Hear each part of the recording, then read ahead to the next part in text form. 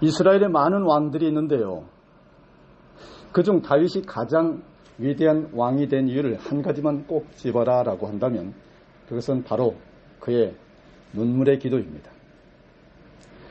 다윗은 구약의 위인들 중 허물이 매우 많은 인물에 속합니다.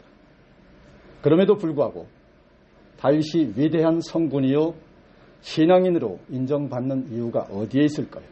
그 이유가 도대체 뭘까요? 여러분, 그 가장 중요한 이유는 무엇보다 그가 기도하는 사람이요 연단의 사람이었다고 하는 사실입니다. 특별히 오늘 본문 시편 61편은 다윗의 시라고 소개되어 있는데요. 다윗이 아들 압살롬의 반역으로 쫓겨서 도망칠 때에 이 기가 막히고 입이 다물어지지 않는 절망스러운 환경에서 올린 눈물과 연단의 벼랑 끝 기도의 내용입니다. 바로 오늘 저와 여러분이 은혜 받을 말씀의 제목은 벼랑 끝 기도입니다. 다 같이 옆 사람에게 벼랑 끝 기도는 축복입니다.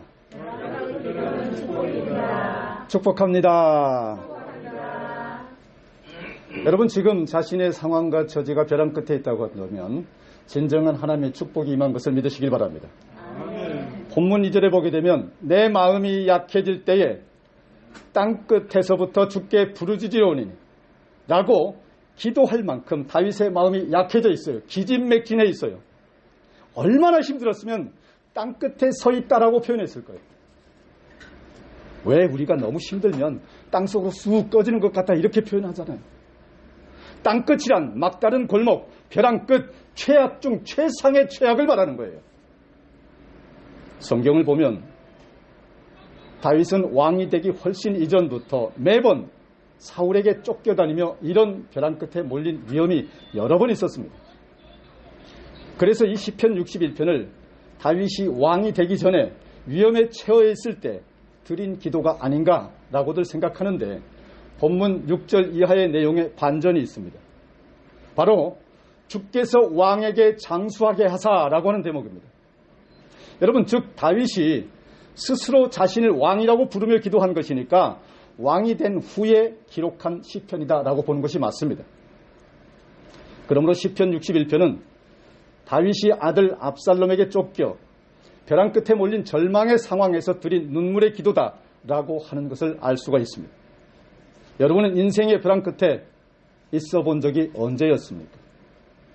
몸도 마음도 기진맥진 탈진하여서 죽을 것만 같은 자리, 그 극한의 절망의 자리에서 여러분은 무엇을 할 수 있을까요? 기도해야 합니다. 다윗처럼 기도해야 합니다. 오늘 다윗의 기도처럼 절망의 기도가 아니라 절망을 딛고 양발로 우뚝 서서 버티고 극복하는 믿음의 기도를 여러분 모두 하시기를 주님의 이름으로 축원합니다. 아멘. 여러분, 믿음의 기도란 첫째로 벼랑 끝에서 아래로 떨어지는 것이 아니라 더 높이 올라가는 기도입니다. 어려움에 처했을 때 더 높이 올라갈 수 있는 여러분이 되시기를 주님의 이름으로 축원합니다. 아멘. 다 같이 따라서 하세요. 벼랑 끝 기도란 떨어지는 것이 아니라 올라가는 기도다. 오늘 본문 2절에 그 해답이 나옵니다. 내 마음이 약해질 때에 땅끝에서부터 주께 부르짖으오리니 나보다 높은 바위에 나를 인도하소서. 땅끝에 선 다윗, 우리말로 해석하게 되면 벼랑 끝에 선 다윗이라는 얘기예요. 그러나 거기서 더 높은 바위 위로 인도함을 받는다고 하는 건 순전한 문자적인 희망입니다. 당신은 고대 사회였죠. 사람들은 지구가 평평하다고 믿었어요. 그렇기 때문에 땅끝에서는 끝을 볼 수 없는 절벽이 있다라고 믿었어요. 바다의 끝이라면 그 끝이 깎아지는 폭포와 같이 바닷물이 떨어진다라고 믿었던 그런 시대였어요. 그래서 땅끝은 절망의 끝이며 지옥의 입이며 떨어지면 죽는다라고 하는데 이견이 있을 수가 없었습니다. 하지만 다윗은 달랐어요. 절벽 끝이니 오히려 이제는 올라갈 수 있다라고 믿었습니다. 그래서 그 믿음으로 기도합니다. 높은 바위로 나를 올려주소서. 70인역에 보면 나보다 높은 바위를 나를 바위로 올리다라고 해석합니다. 다윗은 인생의 벼랑 끝은 하나님을 만날 수 있는 절호의 기회다라고 믿었습니다. 그래서 믿음으로 기도합니다. 다 같이 따라서 하세요. 하나님이 나를 올려주소서. 사람이 올려주는 것이 아니라, 상황이 올려주는 것이 아니라 하나님이 여러분을 올려주시는 것을 믿으시길 바랍니다. 여러분, 오늘은 바비행에서의 마지막 예배일지도 모릅니다. 참사랑 교회가 힐링을 아주 잘하고 떠나는 마음입니다. 그러나 대문을 나갈 때까지 몰라요. 하나님의 뜻은. 모세와 애굽을 탈출하고 맞이한 광야 생활, 눈앞이 가나안인데 너무나 멀죠. 늘 그래요. 하나님이 떠나라 하면 떠나고 머물라 하면 머물고, 인생에 무슨 계획이 필요합니까? 하나님의 계획에 맞추는 것뿐이에요. 더 좋은 미래로 인도해 주실 줄 믿으시길 바랍니다. 아멘. 사람들은 보통 절망적인 상황에서 어떻게 합니까? 먼저 엎드려 하나님께 기도하는 것이 아니라 저 아래, 저 인생 밑바닥 최악의 상황을 바라보고 극단적인 선택을 하는 게 대부분입니다. 도저히 희망을 찾을 수가 없다. 생을 포기하자. 한많은 이 세상, 야속한 세상, 이런 노래나 부르고 세상 한탄하고 에라이 슛 꼬린 자살하는 거 말이에요. 그런 자살이 얼마나 많아진 세상입니까? 하나님은 자살하라고 우리를 만들지 않으셨어요. 자살은 죄악입니다. 절대로 그건 하나님의 뜻이 아닌 것을 믿으시길 바랍니다. 다윗처럼 벼랑 끝에서 하나님을 찾고 성공과 행복을 찾아 올라갈 수 있는 더 좋은 기회가 되게 해달라고 기도해야 합니다. 오늘 다윗이 노래한 나보다 높은 바위라는 표현은 기회의 표현입니다. 나보다 높은 바위란 바로 하나님을 뜻합니다. 높은 바위 같은 분, 하나님을 믿으시기를 주님의 이름으로 축원합니다. 다윗은 바위를 보며 하나님을 연상했어요. 그런데 과연 어떤 관점에서 바위가 하나님을 연상시켰을까요? 3절과 4절에 보게 되면 주는 나의 피난처시요 원수를 피하는 견고한 망대이심이로다. 내가 영원히 주의 장막에 머물며 내가 주의 날개 아래로 피하리이다. 이렇게 말씀했습니다. 첫째로 여러분, 광야의 높은 바위 절벽은 든든한 요새 역할을 하죠. 그런 관점에서 바위는 안전한 피난처가 될 수 있다고 하는 것입니다. 두 번째로, 높은 바위는 망대 역할을 해요. 높은 망대에 있게 되면 적의 모습이 한눈에 다 보입니다. 해서 사전의 모든 일을 방비할 수가 있습니다. 이렇게 우리 인생의 망대는 좋으신 하나님이신 것을 믿으시길 바랍니다. 인생의 망대에서 보게 되면 영안이 열려서 멀리 볼 수 있어요. 그래서 지혜롭게 되는데요. 인생의 참 통찰력, 즉 해안, 즉 지혜는 망대 되시는 하나님으로부터 나오는 것을 믿으시길 바랍니다. 세 번째로, 장막 역할의 바위입니다.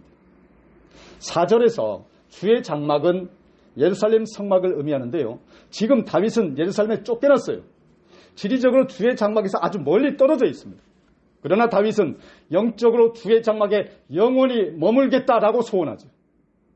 몸은 멀어도 다윗의 마음만은 영원히 여전히 성막, 즉 교회 안에 머물러 있었다라는 것입니다. 다윗은 교회가 주님이었어요. 교회가 주님인 여러분 되시기를 주님의 이름으로 축원합니다.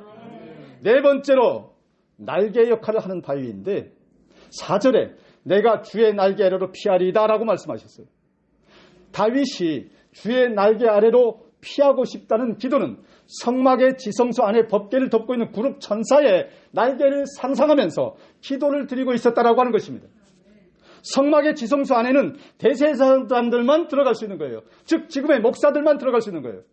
그래서 사실 다윗은 그 지성소 안에 법궤를 덮고 있는 천사의 날개를 전혀 보지 못했습니다. 그러나 다윗은 성전을 향해 기도하면서 늘 법궤를 덮고 있는 천사의 날개는 하나님의 날개다. 그 날개가 나를 안전하게 덮고 있다 라고 상상했습니다. 라고 믿었습니다. 그리고 다윗은 광야의 바위 아래를 지나며 저 바위들이 나를 덮는 하나님의 날개다 라고 하는 편안한 마음으로 간절하게 눈물로 기도했었다고 하는 사실입니다. 여러분, 어미새의 날개 그늘 아래 있는 아기새를 한번 상상해 보세요. 얼마나 편안하겠습니까? 거기는 안식이 있고 위로가 있고 하나님의 능력, 따뜻함이 있는 곳입니다. 다윗은 광야에서 인생의 벼랑 끝에 있으면서 더 내려가지 않는다. 이제 올라갈 일밖에 없다. 날자, 날아오르자. 이렇게 다짐했던 것입니다. 아멘. 여러분도 이런 삶을 사시기를 주님의 이름으로 축원합니다. 보통의 사람들처럼 절망하고 극단의 선택을 하는 것이 아니라 하나님을 붙들고 더 높이 더 멀리 날아오르고자 두 주먹 불끈 쥐고 어금니 질끈 깨물었다고 하는 것, 이것이 바로 다윗의 위대한 점입니다. 여러분이 이런 다윗을 본받으시기를 주님의 이름으로 축원합니다. 그리고 지금 우리 참사랑교회가 다윗의 이것을 본받아야 합니다. 또 다윗은 자신이 오래오래 살도록 해달라고 기도합니다. 6절입니다. 주께서 왕에게 장수하게 하사 그의 나이가 여러 대에 미치게 하시리이다. 그런데 여러분, 그가 과연 오래 장수하면서 잘 먹고 잘 살기만을 간구한 것일까요?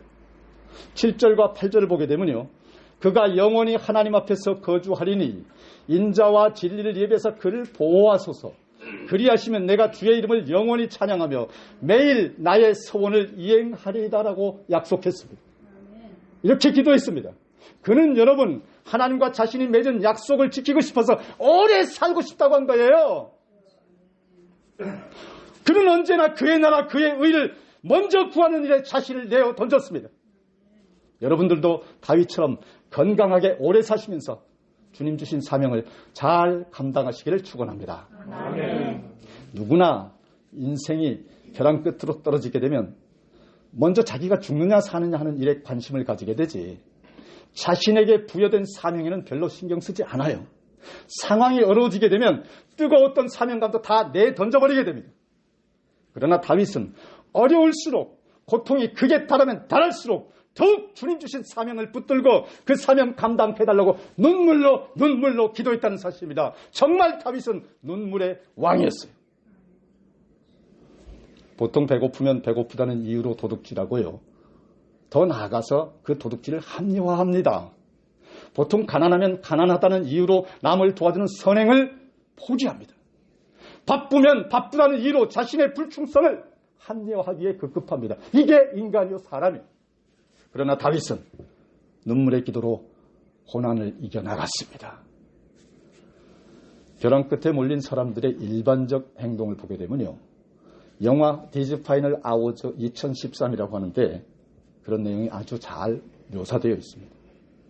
영화 내용이 거대 운석과 지구가 충돌해서 지구가 망하기 직전의 상황을 설정한 건데요, 지구 종말 12시간을 앞둔 상태로 사람들의 행동에 대해서 몇 가지로 그려내고 있습니다. 첫째로, 폭력과 범죄에 빠져지는 사람들이 많아요. 두 번째로, 끝까지 즐기자는 부류, 술과 마약으로 광란의 파티를 즐기는 사람들이 또한 많아요. 세 번째로, 스스로 목숨을 끊는 사람들이 많아요. 네 번째로, 끝까지 살아보려고 지하 벙커를 준비하는 사람들이 또한 많아요. 다섯 번째로, 하나님을 믿고 회개를 외치는 사람들이 또한 적지 않더라. 여러분은 어디에 속하십니까? 여러분, 이것은 영화이지만 세계 역사에는 이런 벼랑 끝에 몰린 실제 역사들이 무척 많습니다. 그 중에 하나가 AD 70년 예루살렘 멸망의 사건이죠. 유대인들이 로마의 반역하에서 예루살렘에서 최후 방어전을 준비하자 로마 대제국 군대는 예루살렘을 완전히 포위해버립니다. 그 결과 성안은 굶주린 채로 로마군에게 함락될 만큼 엄청난 아카일로의 상황에 신세가 된 거죠. 그 상황 한번 연상해 보십시오. 끔찍하지 않습니까? 벼랑 끝에 몰린 당시 성안의 모습을 요세푸스라고 하는 한 유대인이 기록했는데요, 명색이 하나님을 믿는다고 하는 유대인들 아닙니까? 그런데도 처참한 멸망이 다가와서 굶주리게 되자 그들은 온갖 범죄를 다 저지르는 극악한 악당들로 변하고 맙니다. 먹을 것을 약탈하고 숨긴 음식을 내놓으라고 사람들을 붙잡아 온갖 잔인한 고문과 악행이란 악행은 다 저지릅니다. 요세푸스는 당시 예루살렘의 모습을 보며 이 세상의 어떤 도시도 이런 재앙을 당한 곳이 없으며 세상이 창조된 후부터 이 세대보다 더 많은 범죄를 저지른 세대도 없었다라고 기록했습니다. 이렇게 사람들은 형편이 어려우면 정의, 도덕, 율법, 사명, 그리고 평소에 목숨보다 중요하다고 외치던 선의의 모든 것들을 쉽게 던져버리고 맙니다. 그리고는 두 주먹 불끈 쥐고 우선 살고 보자 라고 외칩니다. 그러나 다윗은 달랐습니다. 벼랑 끝에서도 자신의 사명을 감당하게 해달라고 외치고 눈물로 기도했습니다. 이것이 바로 믿는 자의 바른 삶이요 바른 태도인 것을 믿으시길 바랍니다. 사도행전 4장의 초대교회 사도들을 보면 성령 충만하여서 담대하게 전도하다가 사내들인 공회에 붙잡혀서 문초를 당하게 되는 걸 봅니다. 예수의 이름으로 말하지도 가르치지도 말라고 엄중 경고를 당하고 풀어주는데 그렇게 협박을 당하고 풀려난 사도들이 뭐라고 기도하는지 여러분 아십니까? 뭐라고 기도했을까요? 이렇게 기도합니다. 하나님, 우리가 전도하면 다 잡아가서 죽이겠다고 사내들인 권력자들이 핍박을 합니다. 이 위협과 핍박이 사라지도록 도와주시옵소서. 이렇게 기도하지 않겠습니까? 아니에요. 그런데 그들의 기도는 근본부터가 달랐습니다. 사도행전 4장 29절 보니까 주여 이제도 그들의 위협함을 굽어보시옵고 또 종들로 하여금 담대히 하나님의 말씀을 전하게 하여 주시오며 이렇게 기록되어 있습니다. 핍박이 없어지게 해달라고 기도한 것이 아니라 핍박이 더 강해져도 사명을 더 잘 감당해 달라고 기도한 것입니다. 이것이 진짜 믿음인 것을 믿으시길 바랍니다. 초대교회의 관심은 핍박이 강해져서 내가 죽느냐 사는 자가 문제가 아니었습니다. 오직 사명을 잘 감당하느냐 못하느냐가 최대의 관심사였어요. 여러분 오늘 예배를 끝으로 사람의 예정으로는 교회가 바비행을 떠납니다. 짐 싸들고 현관문을 나갈 때까지 모르는 일이지만 일단은 또다시 광야로 떠밀려 나갑니다. 그럴지라도 죽느냐 사느냐가 아니라 저와 여러분이 오직 사명을 잘 감당하느냐 못하느냐를 관심사를 갖기를 주님의 이름으로 축원합니다. 정리하겠습니다. 사도행전 12장에 보게 되면 헤롯 왕이 교회를 강하게 핍박하기 시작하죠. 교회는 핍박을 당하게 되어 있습니다. 하나님이 하는 일을 마귀가 가만둘 리가 없으니 바비행에서 예배를 드리니 마귀의 역사가 기승을 부릴 수밖에 없습니다. 마치 헤롯 왕이 교회를 핍박하던 시대와 같습니다. 그래서 12제자 중 야고보 사도가 잡혀 죽임을 당했고요. 이어서 베드로 사도도 체포되어 6월절 명절만 지나가면 사형당하게 될 처지에 교회가 할 수 있는 건 기도밖에 없었습니다. 사도행전 12장 5절 보니까 이에 베드로는 옥에 갇혔고 교회는 그를 위하여 간절히 하나님께 기도하더라. 그런데 여러분 교회가 이때에 어떤 기도를 했는가 하는 건 언급하지 않고 있습니다. 베드로 사도가 석방되기를 기도했을까요? 아니면 담대하게 순교하기를 기도했을까요? 여러분 저는 후자라고 봅니다.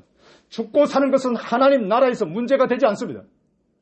초대교회의 관심은 자신들의 안위에 있지 않았습니다. 잘 먹고 잘 살고 있지 않았습니다. 핍박이 많으냐 적으냐에 있지 않았습니다. 그들의 기도는 오직 사나 죽으나 복음 전하는 사명 잘 감당케 하소서 이런 기도뿐이었습니다. 이 마음이 바로 오늘 본문 다윗의 마음이었고 다윗의 기도였습니다. 바로 이 기도와 마음이 저와 여러분 우리 참사랑 교회의 마음이요 기도이기를 간절히 소원하고 축복합니다. 다 같이 기도하시겠습니다. 거룩하시고 존귀하시며 사랑이 충만하신 하나님 아버지, 오늘도 예배를 통하여 꿈같은 기쁨으로 우리를 힐링시켜주신 하나님께 감사드립니다. 진실로 어려운 가운데 섬김의 장소를 제공하여 주신 노종환 회장님, 사라윤 대표님 섬기고 베푼 것에 만배로 예수님의 이름으로 갚아주시옵소서. 이제 우리 앞에 또 어떤 광야가 나타날지 모르나 감사와 기쁨으로 예배를 이루게 하여 주시고 우리의 형편이 좋아지느냐 나빠지느냐 잘 사느냐 못 사느냐 죽느냐 사느냐의 문제가 아니라 각자의 처한 벼랑 끝에서 두려워 떨며 추락해 떨어지지 아니하고 주님이 달아주신 믿음의 날개로 가정에서 직장에서 소속한 모든 곳에서 더욱 높게 더 멀리 날아오르는 은혜와 기적과 축복의 신명의 힘을 허락하여 주시옵소서. 아멘. 예수 그리스도 이름으로 기도드리옵나이다. 아멘. 우리 하나님께 감사의 박수 올립니다.